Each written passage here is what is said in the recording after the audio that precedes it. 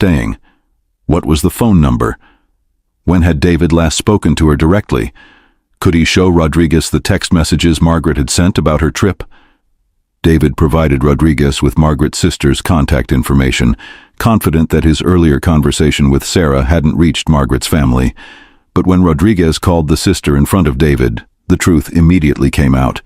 Margaret's sister confirmed that she hadn't seen or heard from Margaret in weeks and had no knowledge of any planned visit.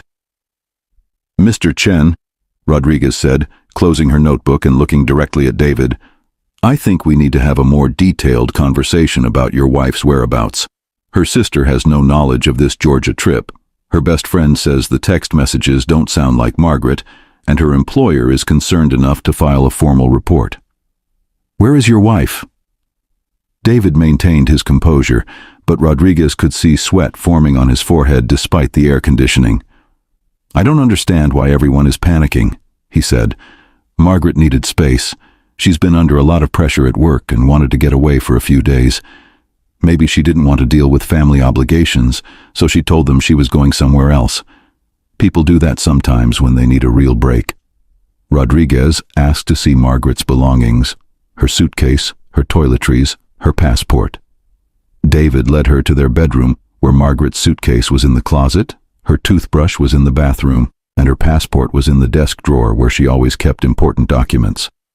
These were not the belongings of someone who had planned a multi-day trip. "Mr. Chen, I'm going to need you to come to the station for a formal interview," Rodriguez said, "and I'm going to need to search this house. We can do this with your cooperation, or we can do it with a warrant, but we're going to do it."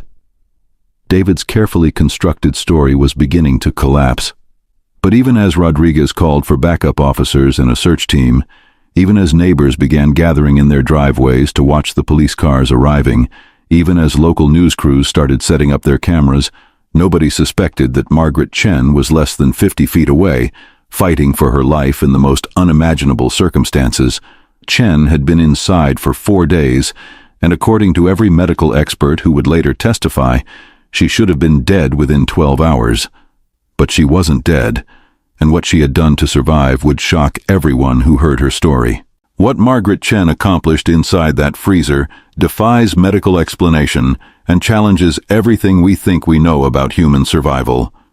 Dr. James Patterson, a hypothermia specialist at Johns Hopkins who later studied Margaret's case, said it simply, "She should have died. By every measure we have, by every case study in medical literature, 5 days at 0 degrees should have been fatal."